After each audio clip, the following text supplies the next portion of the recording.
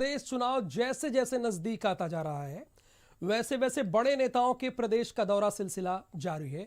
यानी प्रदेश के जो बड़े नेता हैं, देश के जो बड़े नेता हैं, वो प्रदेश के दौरे पर आने लगे हैं। इसी सिलसिले में देश के गृह मंत्री अमित भाई शाह वाराणसी में हैं। इसी पर आधारित एक रिपोर्ट आपको दिखाते हैं।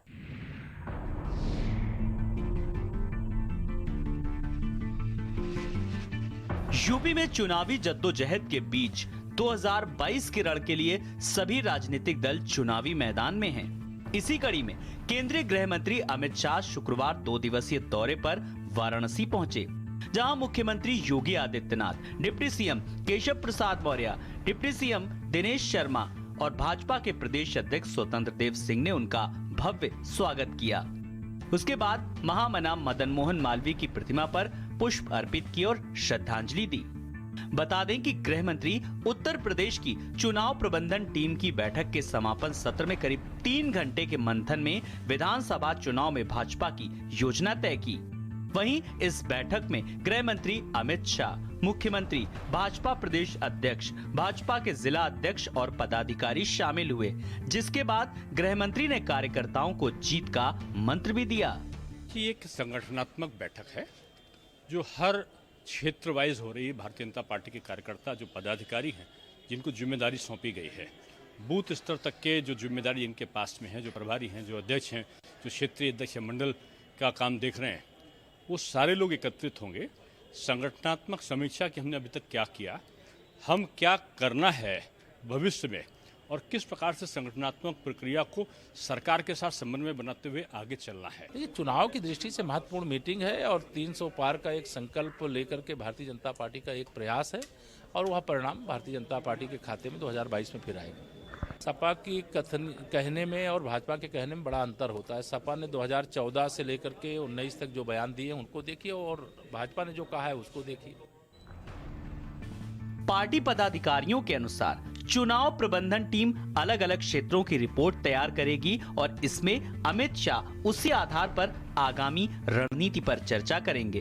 प्रदेश में 300 पार का नारा लेकर चुनावी अभियान की शुरुआत में जुटी भाजपा पूर्वांचल से ही अपनी रणनीति बनाएगी और प्रदेश की 33% सीटों को समेटने वाले पूर्वांचल में वर्ष 2017 में भाजपा का प्रदर्शन बेहद शानदार था। वहीं साल 2014 से साल 2019 तक हुए चुनावों में अमित शाह के प्रबंधन कौशल की वजह से ही यहां क्लीन स्वीप की स्थिति बनी थी। प्रदेश में 300 पार का नारा लेकर चुनावी अभियान की शुरुआत में जुटी भाजपा क्या पूर्वांचल से अपनी रणनीति को धार दे पाएगी? क्या शाह का जीत का मंत्र काम आएगा? ये बता पाना अभी थोड़ा जल्दबाजी होगा, क्योंकि ये सब जनता तय करेगी कि यूपी की गद्दी पर कौन राज करेगा। ब्यूरो रिपोर्ट, भारत समाचार। इधर आजमगढ़ में शनिवार को केंद्रीय गृह मंत्री अमित भाई शाह और मुख्यमंत्री योगी आदित्यनाथ राज्य विश्वविद्यालय का शिलान्यास करेंगे। जनसभा स्थल पर पुलिस ने सुरक्षा की सारी तैयारियों का पूरा जायजा लिया है। जनपद के अलावा गैर जनपद से आई पुलिस फोर्स को अधिकारियों ने ब्रीफ किया है। जनसभा स्थल पुलिस पीएसी के साथ 2 कंपनी पैरामिलिट्री फोर्स की निगरानी में जनसभा आयोजित की जाएगी। गृह मंत्री जी और माननीय मुख्यमंत्री जी का जो कल का प्रस्तावित कार्यक्रम है यहाँ का, उसके लिए संपूर्ण तैयारियां पुलिस के द्वारा कर ली गई हैं।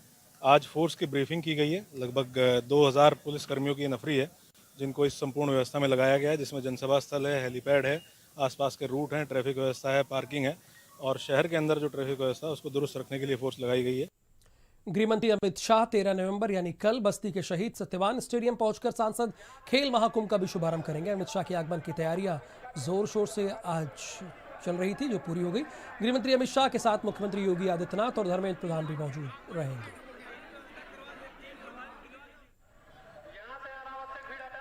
ये सांसद खेल महाकुंभ आदरणीय प्रधानमंत्री जी की प्रेरणा से मैंने बस्ती में प्रारंभ किया है। इसका उद्घाटन 13 नवंबर कल दिनांक 13 नवंबर को होगा।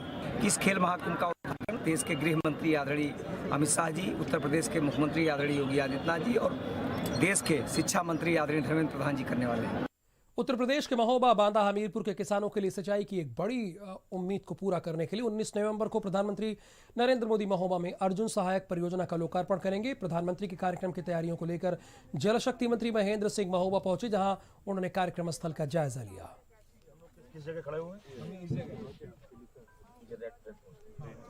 हमारी अर्जुन सहायक परियोजना जिसको हम लोगों ने पूर्ण किया है, उसका लोकार्पण करने के लिए आदरणीय प्रधानमंत्री जी महोबा पधार रहे हैं।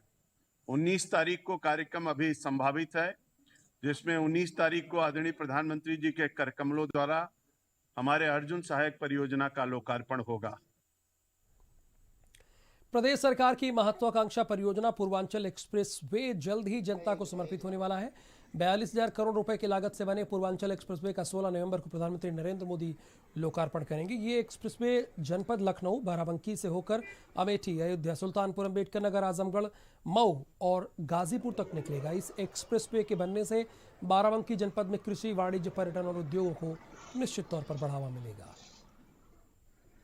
तो खुशी की बात है कि पूर्वांचल एक्सप्रेस बाराबंकी के करीब से और बाराबंकी से होकर के जा रहा है।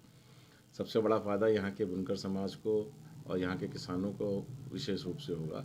साथ ही साथ जो अभी हमारे ज़िले ये मऊ और ये आपका आजमगढ़, ये तो थोड़ा दूर पड़ता था, आज की तारीख में हम समझते हैं कि 3-3.5 घंटे में हम लोग वहाँ पे आ जा सकते हैं। पूर्वांचल एक्सप्रेस वे जो बन रहा है और इसका मोदी जी उद्घाटन कर रहे हैं, तो हमको लगता है कि बाराबंकी और हमारे दवा फार्मा और लखनऊ, इसके लिए बहुत बड़ा फ़ायदा होगा और उधर से हम लोग बिहार तक जो है सीधे जुड़ जाएंगे। सुल्तानपुर में प्रधानमंत्री मोदी के दौरे को लेकर तैयारी शुरू हो गई। 16 नवंबर का दिन पूर्वांचल के लिए ऐतिहासिक होने वाला है, क्योंकि इस दिन पूर्वांचल को प्रधानमंत्री नरेंद्र मोदी एक बड़ी सौगात देने वाले हैं।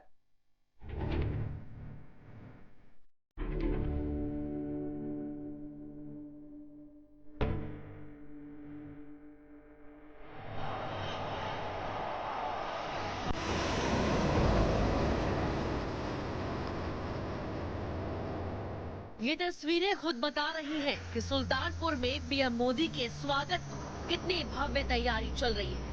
आसमान को चीरते हुए आगे बढ़ते हुए इन फाइटर प्लेन की गर्जना बता रही है कि पूर्वांचल एक्सप्रेसवे का उद्घाटन कितना भव्य और अद्भुत होने वाला है। और इसके लिए पूर्वांचल की बहुत बड़ी अफसरशाही को तैयारियों को अंतिम रूप देने के लिए लगाया गया है। खुद मुख्यमंत्री योगी आदित्यनाथ पीएम मोदी के सुल्तानपुर दौरे की तैयारियों का जायजा ले रहे हैं। मुख्यमंत्री योगी आदित्यनाथ ने शुक्रवार को सुल्तानपुर में अफसरों से पीएम मोदी के सुल्तानपुर दौरे की तैयारियों को लेकर चर्चा की। पूर्वांचल एक्सप्रेसवे का लोकार्पण 16 नवंबर को आदरणीय प्रधानमंत्री जी के कर कमलों से होने जा रहा है। किसी भी प्रकार के विमान को इमरजेंसी लैंडिंग की सुविधा भी यहाँ पर दी जा रही है। इस देश से ट्रायल एयरफोर्स का एयर शो भी यहाँ पर आयोजित होगा। आज इसी की समीक्षा करने के लिए मैं यहाँ पर। पूर्वांचल एक्सप्रेसवे तैयार, 16 तारीख को सुल्तानपुर आएंगे पीएम मोदी। पूर्वांचल एक्सप्रेसवे का करेंगे लोकार्पण। तैयारियों को अंतिम रूप दे रहे अफसर, खुद सीएम योगी कर रहे मॉनिटरिंग। पूर्वांचल एक्सप्रेसवे पर 42,000 करोड़ खर्च। पूर्वांचल एक्सप्रेसवे से जुड़ेंगे दर्जनों जिले। एक्सप्रेसवे से विकास को रफ्तार मिलेगी।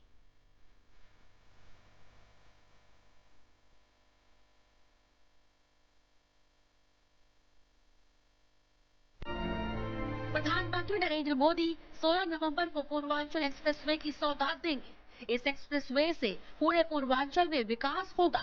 दर्जन भर से ज्यादा जिलों को ये पूर्वांचल एक्सप्रेसवे जोड़ेगा। इससे लोगों को एक जिले से दूसरे जिले में जाने में आसानी होगी। जाम के झाम से मुक्ति मिलेगी। ट्रांसपोर्ट बेहद सरल हो जाएगा। सुल्तानपुर से लेकर लखनऊ तक अफसरों की पूरी फौज तैयारियों को अंतिम रूप देने में जुटी हुई है। यूपीडा के अधिकारी भी कई बार दौरे कर चुके हैं। हर किसी को 16 नवंबर का बेसब्री से इंतजार, जब प्रधानमंत्री नरेंद्र मोदी पूर्वांचल एक्सप्रेसवे को जनता को सौंपेंगे।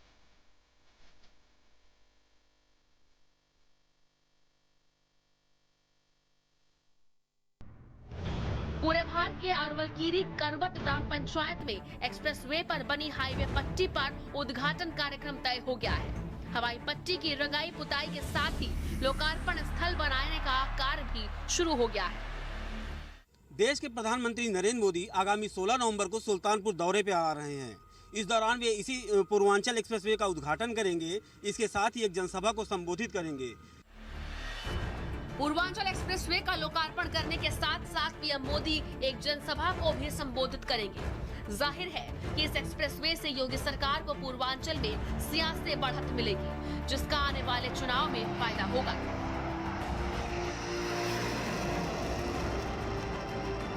सुल्तानपुर से भारत समाचार के लिए अनूप श्रीवास्तव की रिपोर्ट।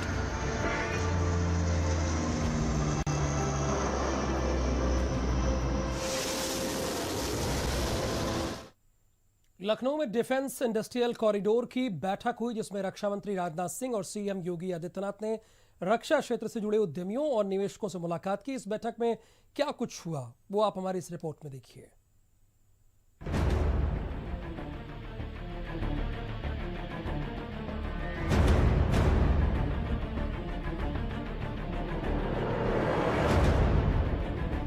रक्षा मंत्री राजनाथ सिंह और सीएम योगी आदित्यनाथ ने तमाम रक्षा विशेषज्ञों के साथ Uttar Pradesh defence industrial corridor की बैठक में शिरकत की। इस बैठक में बड़े उद्यमियों और निवेशकों ने सीएम योगी आदित्यनाथ से बातचीत की, जिससे निवेशकों और उद्यमियों के लिए रास्ता खुलेगा ही, साथ ही रक्षा क्षेत्र भी काफी मजबूत होगा। इस मौके पर सीएम योगी आदित्यनाथ ने कहा कि हर सेक्टर के लिए उनके पास बेहतर पॉलिसी है और यूपी रक्षा सेक्टर में हब बन सकता है। 2017 तक हमारे पास केवल 2 एयरपोर्ट हमारे फंक्शनल थे। आज हमारे 9 एयरपोर्ट फंक्शनल हैं और हम लोग वर्तमान में लगभग 12 नए एयरपोर्ट के निर्माण की कार्रवाई को तेजी के साथ आगे बढ़ा रहे हैं। ये हमारा उत्तर प्रदेश और तमिलनाडु में 2 डिफेंस कॉरिडोर ये जो स्थापित हुए हैं, इनका उद्देश्य ही है कि हमारी जो इंडस्ट्री है, इन इंडस्ट्री के लिए एक ऐसा इकोसिस्टम डेवलप करना जिससे वो अपनी छोटी से बड़ी जितनी भी जरूरतें हैं आसानी से एक जगह से और किफायती तरीके से वो पूरी कर सकें। Uttar Pradesh defence industrial corridor की यूनिट आगरा, अलीगढ़, लखनऊ, कानपुर, झांसी और चित्रकूट में स्थापित की जा रही है। अब तक 24 कंपनीज को 337 हेक्टेयर भूमि आवंटित कर दी गई है। इस बैठक में कार्य प्रगति की समीक्षा के साथ ही आगे की योजना पर भी चर्चा हुई। उत्तर प्रदेश में बन रहे डिफेंस कॉरिडोर को रक्षा क्षेत्र में एक बड़े बदलाव के रूप में देखा जा रहा है। इससे न सिर्फ रोजगार पैदा होंगे, बल्कि रक्षा क्षेत्र में आत्मनिर्भरता भी हासिल होगी। रक्षा मंत्री खुद लखनऊ से हैं और इस चुनावी साल में उत्तर प्रदेश की सरकार और बीजेपी के लिए डिफेंस कॉरिडोर एक बड़े मौके के रूप में सामने आ रहा है। भारत में लगातार निवेशकों और उद्यमियों को आगे बढ़ाने की कोशिश की जा रही है। उत्तर प्रदेश में लगातार डिफेंस कॉरिडोर की बैठकें चल रही हैं। इस बैठक से अंदाजा लगाया जा सकता है कि किस तरह से उद्यमियों और निवेशकों के साथ साथ रक्षा क्षेत्र को भी मजबूत करने की सरकार पूरी तैयारी में है। ब्यूरो रिपोर्ट, भारत समाचार। यूपी चुनाव को लेकर अखिलेश यादव ने बड़ा बयान दिया है। उन्होंने जयपुर में कहा कि यूपी में देश की सबसे बड़ी लड़ाई होने जा रही है। आने वाले समय की सबसे बड़ी जरूरत साइकिल है। जिस नाम से आओगे जरूरी नहीं उस नाम से वापस आ जाओ, क्योंकि उनका जो विकास है वो नाम बदलने वाला है। देश की सबसे बड़ी लड़ाई होने जा रही है उत्तर प्रदेश में, और वो लोकतंत्र बचाने की है। हमें उम्मीद है उत्तर प्रदेश की जनता एक बार लोकतंत्र बचाने के लिए खड़ी होगी, और दूसरे प्रदेशों में जब जब चुनाव आएगा भारतीय जनता पार्टी के खिलाफ वहां के लोग मतदान करेंगे। उत्तर प्रदेश की जनता बदलाव चाहती है, और जो काम समाजवादियों की सरकार में हुए थे वो जनता को आज याद आ रहे हैं। और जिस तरीके से बेरोजगारी बढ़ी है, महंगाई बढ़ी है, किसानों के ऊपर संकट छाया है, ये तमाम ऐसे सवाल हैं जिनका जवाब भारतीय जनता पार्टी पर नहीं है। भारतीय जनता पार्टी के सबसे ज्यादा लोकसभा वहां से जीते हैं, सबसे ज्यादा विधायक जीते हैं, उसके बावजूद भी गरीब को कोई राहत नहीं। उत्तर प्रदेश के पूर्व मंत्री गायत्री प्रसाद प्रजापति को उम्र कैद की सजा हो गई है। पूर्व मंत्री गायत्री प्रसाद प्रजापति को यह सजा दी गई है। गैंगरेप मामले में गायत्री प्रसाद प्रजापति को उम्र कैद की सजा दी गई है और तीनों दोषियों को उम्र कैद की सजा दी गई है। यानी गायत्री समेत तीनों दोषियों को उम्र कैद की सजा सुनाई गई है। अशोक तिवारी और आशीष शुक्ला को भी सजा दी गई है। तीनों दोषियों पर 2-2 लाख का जुर्माना भी लगाया गया है। लखनऊ की एमपी एमएलए कोर्ट ने सजा सुनाई है।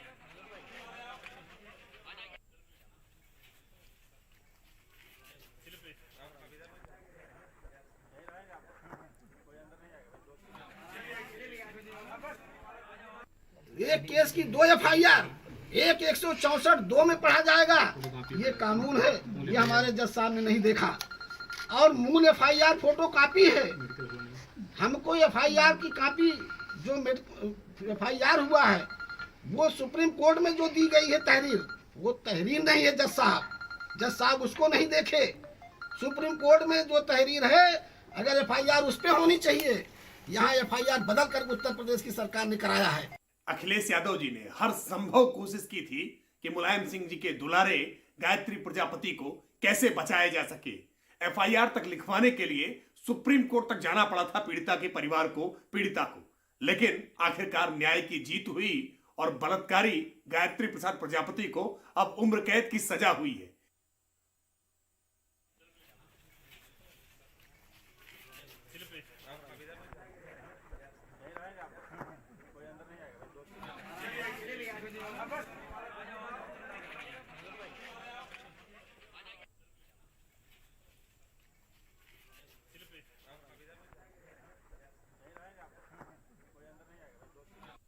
आगे हम अपील करेंगे। अपील का मेन ग्राउंड ये है कि परीक्षण न्यायालय ने इस बात को नहीं देखा कि अगर 7 मुलजिम से 3 को आपने बरी किया, 4 मुलजिमों पे पासको एक का सेम चार्ज बना था, आपने ये कैसे डिसाइड किया कौन से मुलजिम पे क्या चार्ज बनता? केवल राजनीतिक दबाव में ये सजा की गई है। अधिकतम सजा उनको दिया गया है। जो साक्ष्य पत्रौली पे थे उनको नहीं नजरअंदाज किया गया। जब आपने वादनी, राम सिंह, अंशु गौड़, अन्य गवाहों को सजा कर दी, तो सजा का हमारी सजा का क्या आधार था?